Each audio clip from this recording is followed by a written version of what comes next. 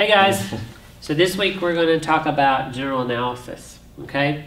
So you now went through the process of determining the functions that your payload needs to do, and now you know basically your two alternatives that you want to look at. And so what this is going to help you do is start to discuss them in more detail, because now what we can do is start talking about their advantages and their disadvantages and stuff like that. We don't want to start calculating numbers just yet, but we're starting to get to that level. So we wanted you to have this as an interim step to be able to start telling the board some of the things you know that are challenges for these solutions. Because both of your alternatives, if you have 2, 3, whatever, but at least 2 of them, you know those alternatives, there are good things and there are bad things about them.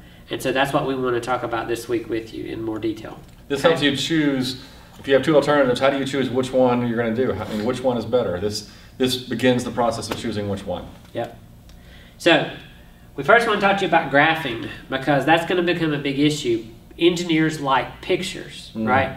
We are very, very picture-oriented. There's another word for it, but I don't remember it. I don't either. Okay. Keep going. So we are very picture-oriented. We like to look at, instead of tables of data and numbers, we'd like to see a graph, because that shows you trends. And that's really what it's about for us, is we're trying to figure out, well, if we go between here and here, that's going to give us sort of in this ballpark of an estimate of another number. I love me some graphs. Yeah, so that's what we want to do.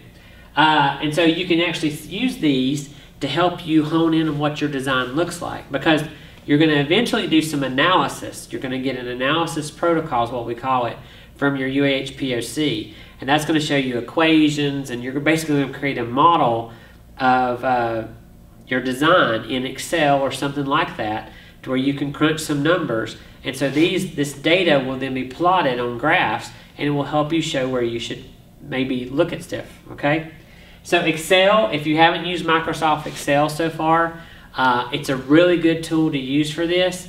We'll post some tutorials. Yes. We'll post some post some tutorials on our website at InSPIRESS.org, where you can look at it and see how to do it if you already don't know how to, okay? And Excel is kind of a standard package. I think every computer that you guys have in school has Excel on it. If not, you can do OpenOffice. Yes. Yeah. I recommend Excel though. OpenOffice, but yeah, OpenOffice does the same, has the same functionality. Yep. So we'll make sure, if you don't have it, we'll help make sure that happens. But Excel is the one that we would like for you to use. So inside it, you can graph things, you can put in data, and you can graph stuff, right? And so I hope you've already learned a little bit about graphing. You've probably done it with just pencil and paper so far, but a computer will do it really cool for you. So there's this dependent axis down here. This is what we do in engineering mostly. I don't know if your teacher or someone else has taught you differently, but we always say this is the dependent variable down here, and this is the independent variable over here, or Matt calls them... This is your input, and this is your output, what your answer is, basically. Right. So you can find out different things from it. Like, for instance, this one, we've done penetrators before, and some of you could end up creating a penetrator as your solution. So one thing you can look at is the initial height of the penetrator when it's deployed from the spacecraft, and then how many G's... You remember Earth G's, the number of Earth G's that are experienced by the penetrator, okay? And this is just, I just drew a line. I don't know if this is the true line or not. But you can see, basically, you could then tell the board and tell NASA, as the height of the penetrator increases, the G's experienced by the penetrator increase. It's kind of almost like an exponential function, right? And then you can come in and say, well, my height is right here. And you can go up and look and go, wow, that's the G's we're going to experience. And you can look at that then and say, can my payload survive that? Or will it shatter on impact? And that's what the cool stuff that you can do with this. So graphing is really neat from that perspective. And so that's what you'll do when you get to the analysis protocol part of this, is you will start graphing like crazy, right? Because we all like pictures. Engineers can look at this picture or look at this graph and go, there is a relationship between height and G's, right? If it was a flat line, it wouldn't really matter. That's the really big deal of what this shows you. And it shows you that you guys know what your design can do, okay? So that's something that we'll work on as you keep into it. Just to clarify, you will have numbers across these axes. Yes. It won't be blank like this. You'll have numbers across it. You can have multiple lines. If you have one line that looks like this for a certain, for a given condition, you can have another line maybe up here that does this, or maybe over here that starts here and goes higher up. You can have multiple lines on the same graph for different conditions. We'll talk more about that as we get deeper into this.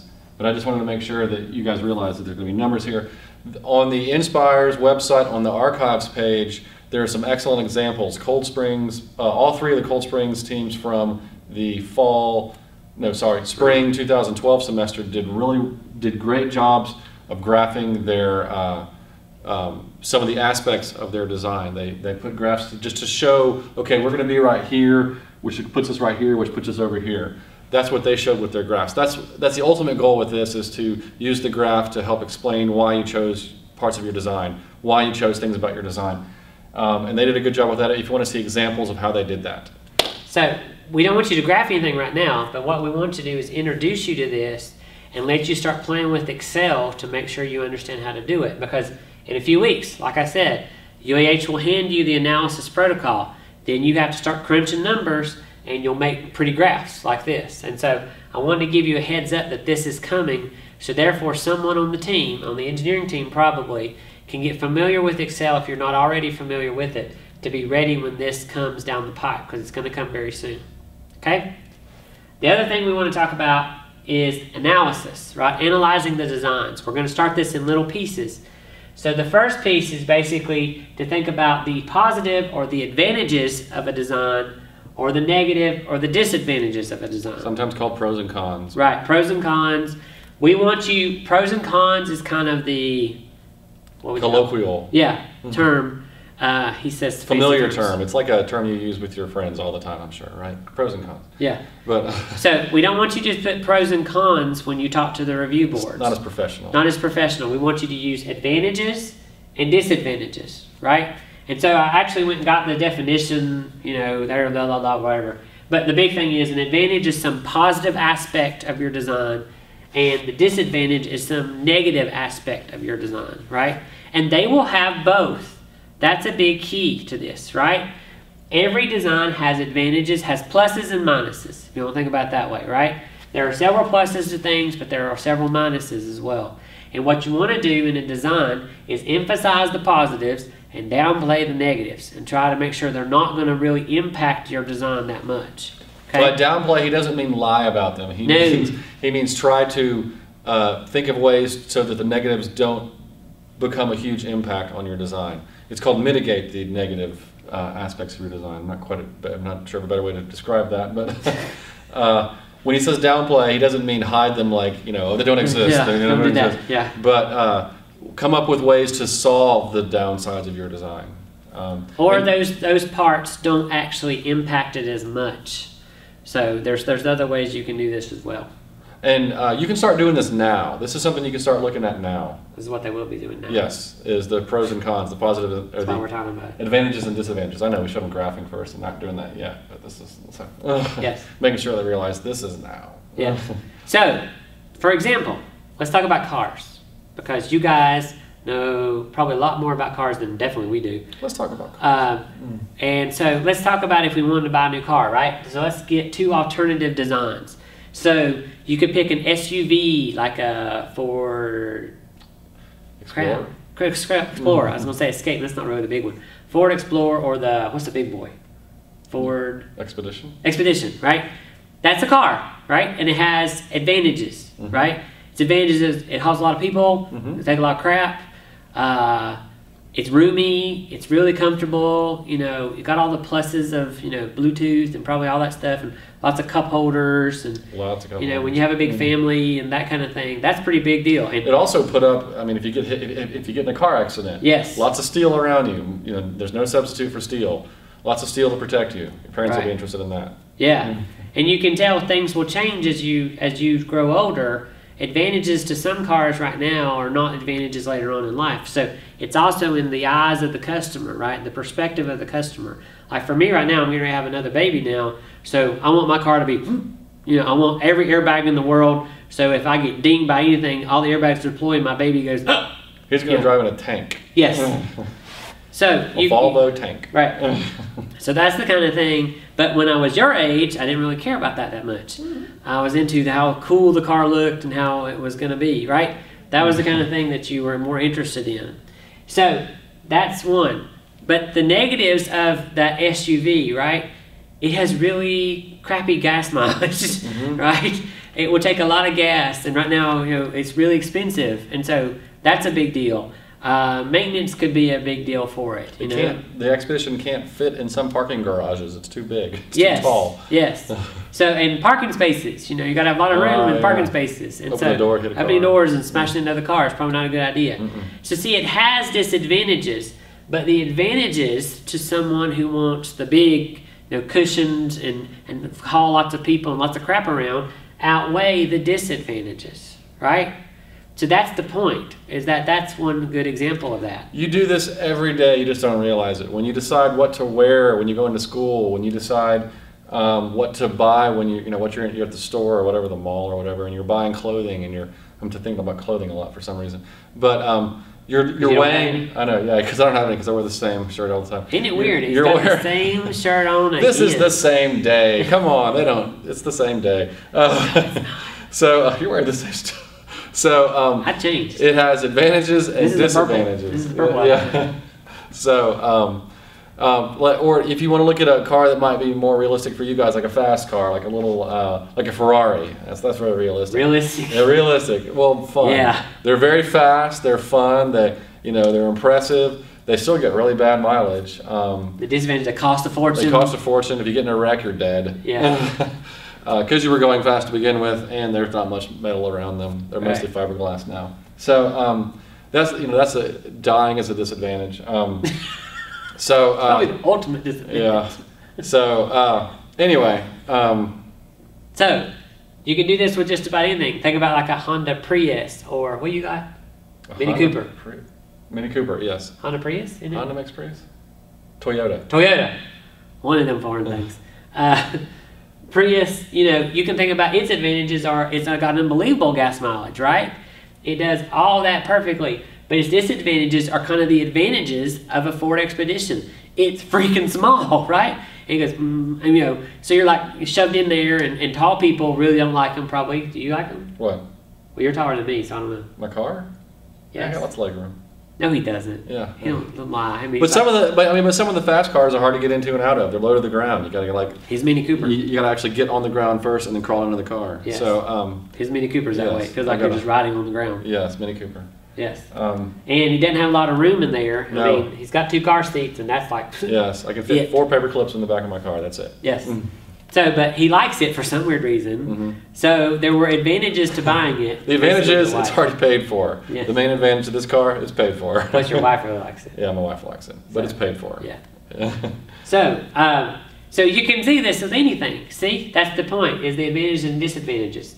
So what we want you to do in this next week is start to think about that. So what's next, right? So we want you to start analyzing your designs, but analyzing is not, the number is 3.24. No, right now what we need you to do is think of advantages and disadvantages with your team goal in mind. Remember that thing we created a few weeks ago, the team goal? Now that's coming back, and you're going to go, okay, we want to minimize shattering to death, right? Maybe something like that, I don't know. So then there are advantages and disadvantages to each design to make that happen. And so we want you to start working on that. You're going to tell, this one is the big one, because you're going to tell this the next week to the review board.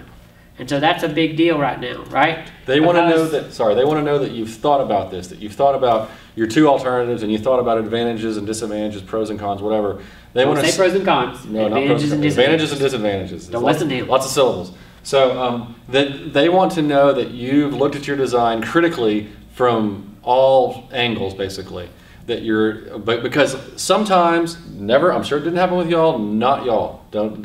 Sometimes when the teams break apart and each sub-team comes up with their own design, then the sub-teams, cheer. They are predisposed to their design. They want their design to win. It's not about which design wins. It's not about, yay, my design won. Yeah. Yay, you suck. It's about which design is better to accomplish our goal. Yep. And that's why you want to look at each of the alternatives independently, each of them truthfully, honestly. There's a word for this that I can't think of. Non-biasedly. Unbiasedly? Something like that. You don't know what I'm talking about. So, crap, almost had it.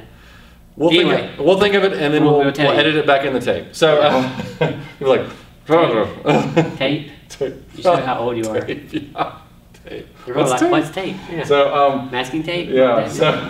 So anyway, so when you present at the PDR, objectively, thank you. Objectively, I'll just put it back in the beginning of this. I'll edit it in. So the board wants to know that you've looked at each of the designs objectively and critically, and that you looked at the advantages and disadvantages of each of the designs. So that leads up to preliminary design review. It will be next week after this lecture. Dun dun dun! So your preliminary design review is a maximum length of 10 minutes. You don't have to take all 10, but we would push you closer to the 8 to 10 minute range because you got a lot to talk about. And I know you're going to be nervous. You're going to be doing this probably virtually to UAH, but you're going to talk like, okay? So, but you should be very... Hopefully you form one word while you're presenting. Yeah.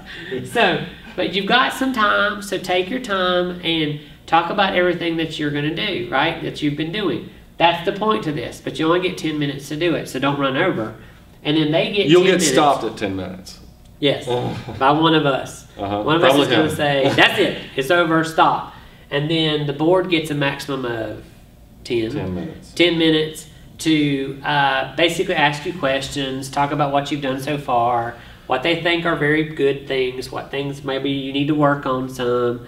And so they'll do that as well. And they'll also write it all down on a piece of paper, and that way we can give it to you as well. We'll give you the forms back that they've given us. It's a discussion. Okay? This 10 minutes. After the 10 minutes. After the 10 minutes when you present, it's a discussion with the board. They're not going to be there to beat you with a stick or something. That's NASA's job later. Yeah, that's later down down the semester. This one is a discussion because we realize y'all are just getting your feet wet with this. You're kind of just beginning to figure out what you want to do. You've got a couple of advantages and disadvantages that you're looking at, and so they're not going to just pummel you. This is terrible. So they're not going to do that. One or two might, but no, just kidding. So. Don't worry, don't let this keep you up at night, don't fret about this. It's a good thing because this will be, think of this as a way to bounce your ideas off of some professionals. That's what this is. Say these are our, this is our science objective and these are the ways we've come up with to solve this objective. What do y'all think? Tell us what y'all think so we can do a better job with the remainder of the semester. That's what this is about. It's not about getting beat over the head with a stick. I don't know where that came from, but that's what happened to him as a child. Yes, I don't want to talk about it. But this is not about trying to stress you guys out. It's trying to help you guys. Even though it's a weird way of helping you, you might think it's weird. It's to help you guys. So please don't stress. Okay. So what else does the PR contain? Yes, what does it contain? So what we want you to do, well, you guys are going to want to focus on those cool solutions, these cool little babies that you've made. Because it's fun. Right? So you've got these little widgets and you want to talk about the widget. But you need to talk about the rest of it too, okay? So I want you to talk about your team name and your team logo. That should be prominent, right? Like, look, we've got this logo everywhere. That's the InSPIRESS logo. Everybody goes, that's InSPIRESS when they see it. Put your logo on yours. Talk about your school, talk about your team, your class, all that kind of stuff. If you have trouble with the PowerPoint template that we have online, we used a master slide to create it. There says like put logo here and stuff like that. Ask us how to do that. We'll tell the teachers how to do it. Yep. I've seen so many presentations where it still says put logo here. Yeah. And you don't want that to be yours. Stupid. Yeah, it looks yeah. Ask us how to use the master slide function if you or your teachers don't know how to do that. Yep. So, discuss the team name. Put the logo out there, right? If you got the slogan, talk about that. Let the marketing team have a minute or two to talk about all that with them. Develop your team identity. Show them who you guys are. Yeah, we are blah, right? That's what you want. Fill in blah. Fill in that blank. Don't put blah. Don't put blah. That's going to be very boring. What's your team name is blah. That's what I'm not going to work too well. That's not a good team name. Yeah. So, talk about your science objective, right? Tell them what that is. Tell them where you are going. I cannot stress this enough. Several teams last year were just, look at our pretty thing, look what we did, blah, blah, blah, blah, blah. And they never said, we're going to Titan. Or we're going to Mercury.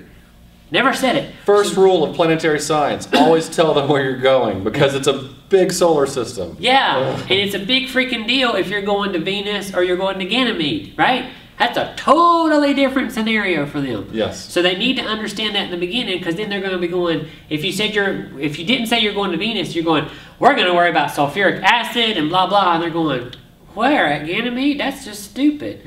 But at Venus, that makes sense. Or if you're going to Jupiter, much bigger planet. Really? Yes. Gravity is a big issue there. You're going to have storms and weather and atmosphere. Not so much on Ganymede or Callisto. Yeah, that don't happen. So make sure and tell that to them, all right? Then tell them about the instrumentation that you've selected so far. Your thermocouples, your seismometers, your pressure transducers, your mass spectrometers, all that stuff. Accelerometers. Yeah, which all the each of you will right? have. Yeah, that's true. He's making sure all of you have an accelerometer. So tell them about that. Tell them as much data, much detail as you can about it. It's okay if you still have blanks. You can say, we have a blank here. We need some help here. That's okay at this point. PDR is still at that kind of review. It's where, like he said, there's more discussion time period. Show them the science traceability matrix on page 34. 34, and then 35 has got the instrumentation, right? So put those in the presentation. Make sure you got those in there. Show them your two alternatives. We told you to take a picture or scan in that sketch. Ta-da! Put it in there. Actually show it to them. Yes, put it on the piece of paper. Put it on the slide. On the chart, yeah. Yeah, and say, look here at the pretty thing, right? And you can like draw call-outs. This is our thing. This is our other thing. Yes. You know, this is another thing that we didn't even think about with those two things. Yes. You want to make sure that you label certain things on there. Yes. They're all things. Yes. Yes. And then talk about the advantages and disadvantages of each of these alternatives, right?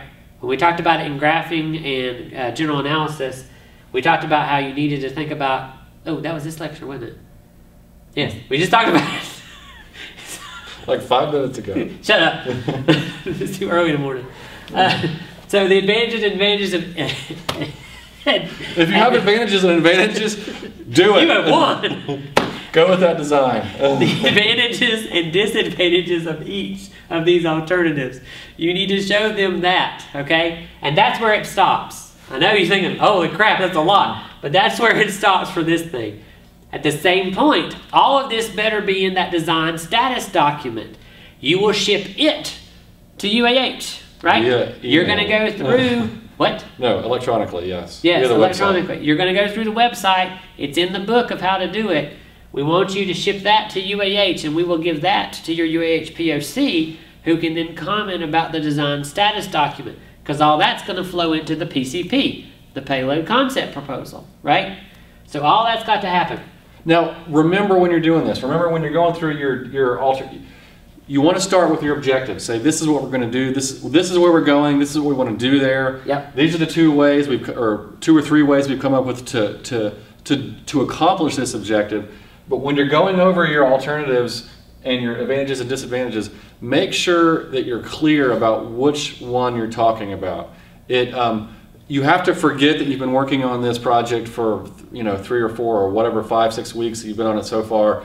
Because these people for this PDR, they're going to come in and not know a thing about your project. The first time they see anything about your project is the very first slide that you show them. When you say hello. So when you start jumping into, this is concept 1, this is concept 2, concept B, concept alpha, whatever, they're going to get confused if you do it too quickly and if you don't constantly remind them of which concept you're talking about. That's why the images are key, because if they see an image, they will remember that image and go, okay, that's concept 1, I know, and then you can have the advantages and disadvantages of concept 1, advantages, disadvantages of concept 2. So you want to make sure when you're going through your presentation, when you're looking at it again, just imagine you don't know anything about your project as you're looking at it, to try to come from their point of view so that you won't confuse them, okay? This happens quite a bit. People get confused quite often. Professional engineers actually do this all the time. We're the worst at it. So we don't want you to be like us. We want you to be better yes. than us, than professional than engineers. him. I know, I'm confusing. I confuse myself most of the time too. Yes. So it's very important. This is the communications aspect of it. You communications people out there, look at the presentation and make sure that it makes sense and that someone who doesn't know what you're talking about could follow it. And on that note, you could go find some other people in your high school, other teachers, something like that, and give them the presentation before the review and say, did you get it? Did you actually present it to them. You yes. can even present it to them. It's just 10 minutes. Yeah, present it. You can go grab some people, right? During lunch, before, after school. We're hanging out, we're at someone's house, spending the night. Hey, let's look at my presentation. Yeah, you're that boring. But make sure and try to do something like that, because the more practice you get at this, the better you will be on the day of the review. Okay? So if you have any questions or comments really, questions only. Comments too are okay. Yeah, you can email us, talk to us when we see you, email your UAHPOC, get this to them early, and they could even look at it for you as well. Use that to your advantage, okay? So just let us know if you have any questions, and then we'll see you at the review. Bye. Bye, thanks. Doing that pause thing, where they...